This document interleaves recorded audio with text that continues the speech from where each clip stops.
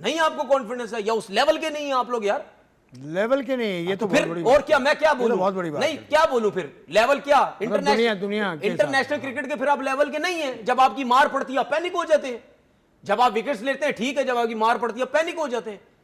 वही शे होप जो 30 ओवर तक ऐसे लग रहा था जैसे उसको खेलना नहीं आता, इतनी मुश्किल में था, वही भी आखिरी 20 ओवर में वो इस तरह मार रहा था जैसे पता नहीं कोई क्रिस गेल आ गया उनके पास। दोस्तों, पाकिस्तान टीम से लड़ाई की खबरें आ रही हैं। वेस्ट इंडीज से जलील होने के बाद, सीरीज हारने के बाद, 92 रन पे ऑल आउट होने के बाद पाकिस्तान के ड्रेसिंग रूम से लड़ाई की खबरें आ रही हैं। लात मुक्का चला ड्रेसिंग रूम में, एक दूसरे को मारा पीटा गया, एक दूसरे को गालियां दी गई हैं। लिटरली पाकिस्तान क्रिकेट टीम की वो हालत हो चुकी है कि ये गंदी नाली से गए गुजरे कीड़े बन चुके हैं। जिस तरीके से ये पैथेटिक अपनी परफॉर्मेंसेस दिखा रहे हैं, जिस तरीके से ये बकवास किस्म से होते जा रहे हैं, हमें देखकर इनको उल्टी आ रही है। और अब इनके ये टोपी ड्रामे, ये चमचागिरियां, ये सब कुछ ड्राइंग रूम में, इनके ड्राइंग रूम में, सालों के ड्रेसिंग रूम में बाबा जी ऐसा फीलिंग हो रही है, ऐसी सारी फीलिंग आ रही है कि बाबा जी हमारी जो पाकिस्तान की टीम है ना, हमारे जो 11 प्लेयर है ना, बुद्धू किस्म की जो टीम है ना हमारी,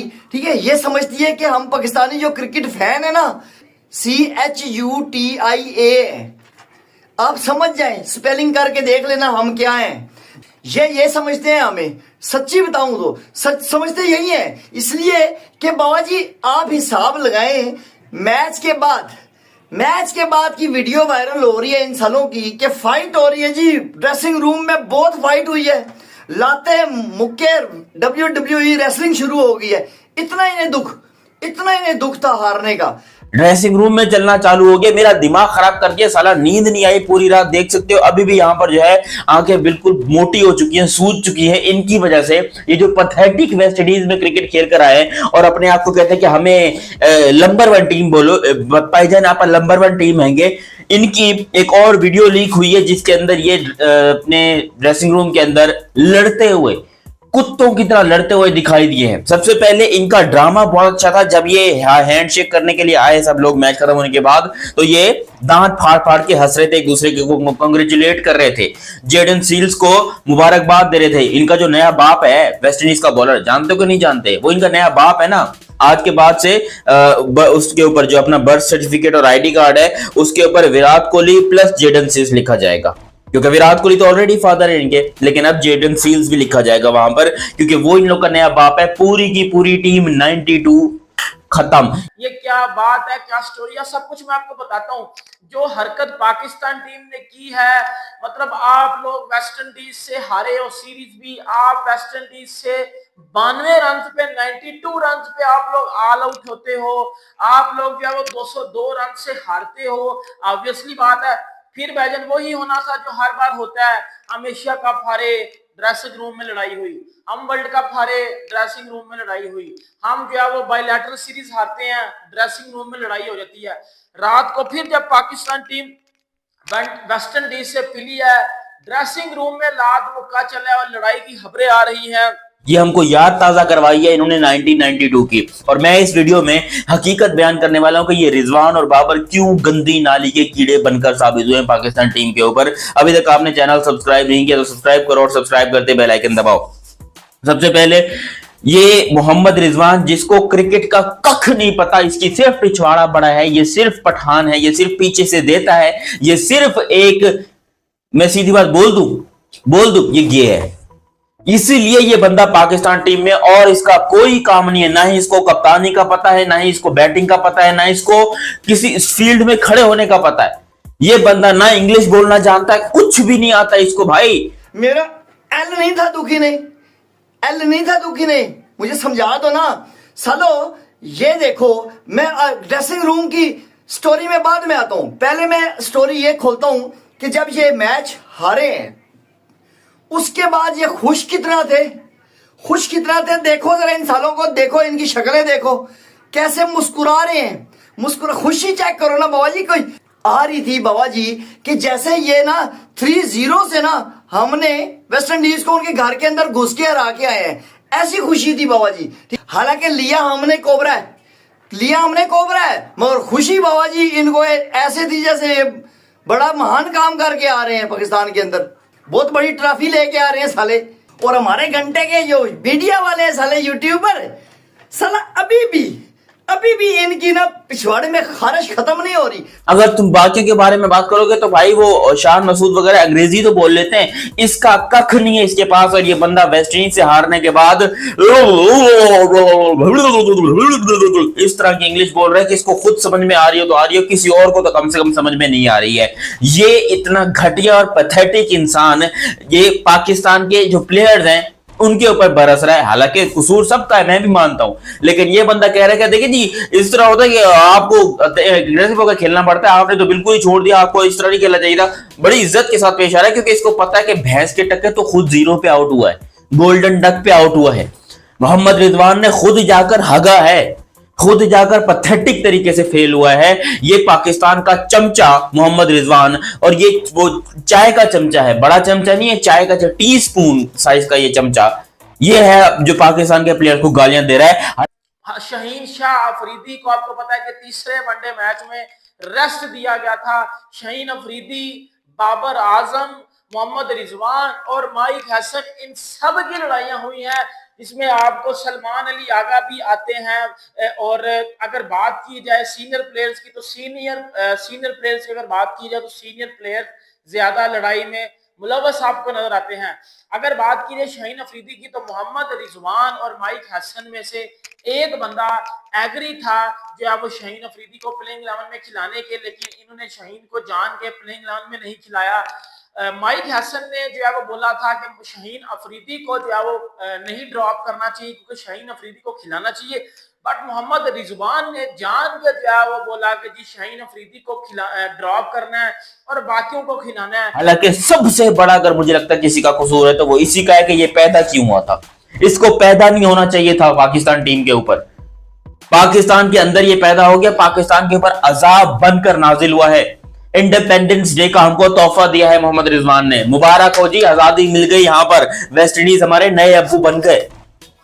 जिस तरीके से हम दिन ब दिन अपने बाप चेंज कर रहे हैं, जिस तरीके से हम पाकिस्तान की टीम दिन ब दिन हमारे बाप चेंज पे चेंज किए जा रही है। यार मुझे खुद बताओ, हैं कभी तुमने अफगानिस्तान को बाप बनाया होता, कभी तुम यूएसए को बाप बना के बैठे हो, तो कभी तुम जो है वो बांग्लादेश को बना के बैठे हो बाप, आज तुमने वेस्ट इंडीज को बना लिया। यार काला बाप चाहिए था तुम्हें, काले बाप से तुम्हारा काम चल रहा था, क्योंकि दूर दूर तक हमें पता था कि भाई ये पाकिस्तान की जो पैथेटिक टीम है ये हारने के बाद फिर कुत्ते की तरह आपस में लड़ेगी, और वही हो रहा है ड्रेसिंग रूम के अंदर। अब आधी टीम पहले आ रही है, आधी टीम बाद में आएगी, पूरी टीम ट्रेवल नहीं कर रही है, खत्म नहीं होगी भाई। इनको ना बड़ा अभी भी कॉन्फिडेंस लेवल इनका हाई है, फुल हाई जा रहा है अभी भी।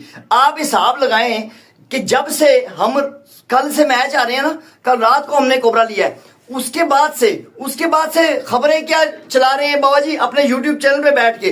बाबा जी शाहीन जो है ना बाबा जी, वो ना इंडिया को ना एशिया कप में सरप्राइज देंगे बाबा जी। ये डर गई बाजी, बाजी डर गई। ये करूं मैं। वो इंडिया वाले ना फुद्दू नहीं बैठे हुए, इंडियन टीम जो है ना फुद्दू नहीं बैठे हुई, ठीक है। वो पूरी तैयारी करके और एक साथ केला भी लेके आ रही है आपकी बंद करने के लिए। मैं आपको सच बताऊं, जो आप ये फुद्दू किस्म की स्टेटमेंट देते हैं ना, ये फुद्दू किस्म की स्टेटमेंट जो देते हो ना, ठीक है, इससे इंडियन टीम डर नहीं रही, वो हंस रही है सालों, आप पे हंस रही है। शर्म महसूस करो। साथ नहीं बिठा रहे क्योंकि उनको पता है कि ये कुत्तों की तरह लड़ेंगे आपस में। आधी टीम को पहले लेकर आया जा रहा है और आधी टीम को बाद में। और मैं कहता हूं इन लोग की किस्मत अच्छी है कि ये लोग कराची एयरपोर्ट के ऊपर लैंड नहीं कर रहे, ये लोग डायरेक्ट लाहौर जा रहे हैं। अगर ये कराची के एयरपोर्ट पर आते तो जो मैंने इनका इस्तकबाल करना था, जूतों का हार लेके बाहर गधे खड़े करके, पूरे के पूरे में 11 गधे खड़े करता, जो लोग प्लेइंग 11 में थे सबको एक एक गधे पे बिठाता और 11 जूतों के हार इनके गले में डालने चाहिए थे, क्योंकि इन पाकिस्तानियों ने पाकिस्तान का नाम बदनाम कर दिया। यार इनके ऊपर वैसे देखा जाए तो कहते हैं हम बड़े फख्र महसूस करते हैं, हमारे साथ पाकिस्तान की जर्सी लगी है, you know I love Pakistan, I will sacrifice my life for Pakistan है। और पाकिस्तान की लेने में यही लोग आगे हैं। जितनी कुत्तों वाली बेइज्जती ये पाकिस्तान की करवाते हैं कोई और नहीं करवाता है।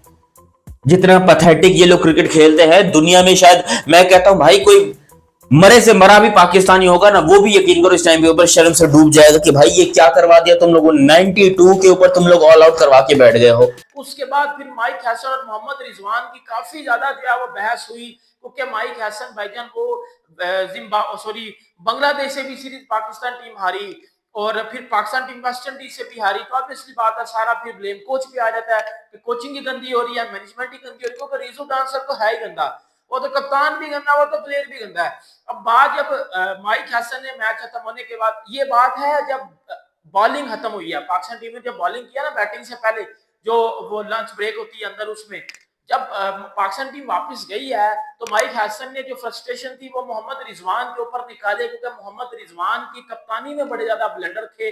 मोहम्मद रिजवान ने अपने बॉलर्स को सही तरह यूज नहीं किया। मोहम्मद रिजवान के फिर माइक हैसन की आपस में लड़ाई झगड़ा होता है। रिजवान हो, बाबर हो, जो भी हो, मनूसों की मनहूस टीम यहाँ पर पाकिस्तान बनी हुई है और हर जगह पर जाकर हगे जा रहे हैं। कोई सेंसिबल बैटिंग नहीं है, कोई सेंसिबल कप्तानी नहीं है। ये पाकिस्तान की टीम वो है जो कि इंडिया को चैलेंज करती है। कसम से दिमाग खराब कर दिया इन लोगों ने। फिर आपस में कुत्तों की तरह लड़ेंगे। अभी जो है वो आएंगे, ये ग्रैंड ऑपरेशन होगा पाकिस्तान के अंदर, ग्रैंड ऑपरेशन होगा। यहाँ पर आकर दूसरे के ऊपर कीचड़ उड़ाई जाएंगे, मेरा कसूर नहीं था, मेरा कसूर नहीं था। भाई इस पाकिस्तान टीम के अंदर जो सबसे बड़े गंदे नाली के कीड़े हैं, बाबर और रिजवान, दोनों को हटाओ। दोनों कमीने हैं एक नंबर के, जिन्होंने पाकिस्तान क्रिकेट टीम की ली है और बड़े गंदे तरीके से ली है। पाकिस्तान को बर्बाद करने में इनका हाथ पहले भी आगे था, आज भी आ गया, और ये जब तक पाकिस्तान टीम में रहेंगे पाकिस्तान टीम बर्बाद होती रहेगी। खाओ थोड़ी जी, अभी हिसाब लगाओ बाबा जी, कुछ दिन रह गए, ट्राई नेशन सीरीज शुरू होने वाली है, पाकिस्तान, यूएई और अफगानिस्तान की शुरू होने वाली है। मुझे तो कसम से मेरे से लिखवा लो, मुझे उधर भी लर्न नजर आ रहा है। इस बार काला नहीं होगा मगर व्हाइट होगा, मगर लर्न होगा। ये मैं आपको एडवांस में बता रहा हूं कि बाबा जी इन दोनों टीमों में से अफगानिस्तान तो पहलेगी बाबा जी। हमारे क्षमता ही नहीं है इतनी ना, हमारे प्लेयरों में क्षमता ही नहीं है। मगर मुझे डर जो है ना वो यूएई से लग रहा है। अब यूएई से लग रहा है बाबा जी, मैं आपको लिख के देता हूं, एडवांस में ले लो मेरे से, ठीक है। जो टीम कुछ नहीं कर पाती ना, वो हम है ना बाबा जी, हम मरवाने के लिए हम जाके मरवा के आते हैं वापस। वो कौन भैंस का टका है जो कि बार बार मेरे कमेंट सेक्शन में कहता है कि नहीं जी रिजवान और बाबर का कमबैक होगा, बाबर कमबैक करेगा। अबे ये उसका कमबैक ही था, बाबर का, जो उसने कोई 38 बॉलों में 9 रन किए ना, ये उसी का कमबैक था। हमारे रिजवान साहब लिपस्टिक वाले क्लीन बोल्ड हुए हैं गोल्डन डक के ऊपर, ये उसी का कमाल था कि आज पाकिस्तान टीम को घुटनों पे बिठा दिया है वेस्ट इंडीज के आगे। और वेस्ट इंडीज के आगे जो है ना इस टाइम पे इतने लगे हुए हैं, वो पाकिस्तान के बाप बन गए नए, और हम यहाँ पर बैठ के ट्रोलिंग किए जा रहे हैं जी। देखिए हमें एक दूसरे को सपोर्ट करना चाहिए। हम पाकिस्तानी एक दूसरे को सपोर्ट नहीं करेंगे तो कौन करेगा? मेरा करेगा। पाकिस्तान टीम को सपोर्ट करना चाहिए। साला सपोर्ट कर करके हमारी जिंदगी झंड कर दी इन लोगों ने, हमारी क्रिकेट की धज्जियां उड़ा दी। पता नहीं और कौन से बुरे दिन आने पाकिस्तान के। 34-35 सालों के बाद पाकिस्तान का जाकर यहाँ पर ये हार हुई है वेस्ट इंडीज के अगेंस्ट। और किसके हालात में? अजी पहले बाबर साहब लर्न करवा रहे थे, आज यहाँ पर रिजवान साहब लर्न करवा रहे हैं। उसके फिर उस लड़ाई झगड़े में बाबर आजम कूदता है, क्योंकि बाबर आजम ने मोहम्मद रिजवान के वो कहते ना कि वो कहते ना कि शटे उठाने होते हैं, सही को उसको अपनी उसने टीम में भी तो रहना ना, क्योंकि टीम में रहने वाली हरकतें नहीं है बाबर आजम की। फिर बाबर आजम और मोहम्मद रिजवान ने माइक हैसन के साथ मिलके बहस की है कि हम अभी बैटिंग करनी है, हमने मतलब बोला कि हमने अभी बैटिंग करनी है, बैटिंग हम जीतेंगे। लेकिन जब सारा मैच पाकिस्तान टीम हारी है, उसके बाद फिर ड्रेसिंग रूम में लड़ाई हुई है, जिसमें शाहीन अफरीदी और मोहम्मद रिजवान की लड़ाई ये हुई है कि शाहीन अफरीदी को खिलाया नहीं था गया और जान के शाहीन अफरीदी को रेस्ट बोला गया था कि आप रेस्ट करो, आप इंजर्ड हो। फिर मोहम्मद रिजवान और शाहीन अफरीदी की जो है वो आपस में लड़ाई होती है। मोहम्मद रिजवान फिर उसकी जो है वो कंप्लेन जो है वो आगे करता है जाके मैनेजमेंट को कि शाहीन अफरीदी ने मेरे साथ बदतमीजी की है। फिर बाबर आजम और माइक हैसन की आपस में लड़ाई होती है। कितने सालों से हम यही लर्न और विन के चक्कर में फंसे हुए हैं और विन तो हमें मिल नहीं रहा है, और रिजवान साहब अपना अलग से लेके घुस गए। इसके बाद कौन सा वो मोमेंट होगा जब रिजवान को कप्तानी से लाते मार के निकाला जाएगा? मुझे बताइए कौन सा वो मोमेंट है जब मोहम्मद रिजवान को लात पड़ेगी और वो कप्तानी से हटेगा? क्योंकि वेस्ट इंडीज के हाथों इतनी गंदी हार हमने एक्सपेक्ट नहीं की थी। वो तो पहला मैच हम गलती से जीत गए थे हसन नवाज और हुसैन तलत की वजह से, वरना ये क्लीन स्वीप था, ये 100% क्लीन स्वीप था। पाकिस्तान बहुत गंदे तरीके से एक्सपोज हो रहा था, पाकिस्तान बहुत गंदे तरीके से हार रहा था ये मैच। ये पूरी की पूरी सीरीज अभी भी ये क्लीन स्वीप से कम नहीं है भाई। तुम्हें अगर थोड़ी बहुत इज्जत लग रही है ना कि पाकिस्तान एक मैच जीत गया, मेरा घोड़ा जीत गया पाकिस्तान एक मैच, कोई नहीं जीते हम लोग मैच। हम लोग एक नंबर की फुग्गड़ और फद्दर किस्म की टीम है। एक दूसरे को गालियां देने से रिजवान और बाबर हो गए, बाकी पूरी यंगस्टर टीम के साथ लड़ने से कुछ नहीं होगा। पहले इन दोनों गंदी नाली के कीड़ों को निकालो।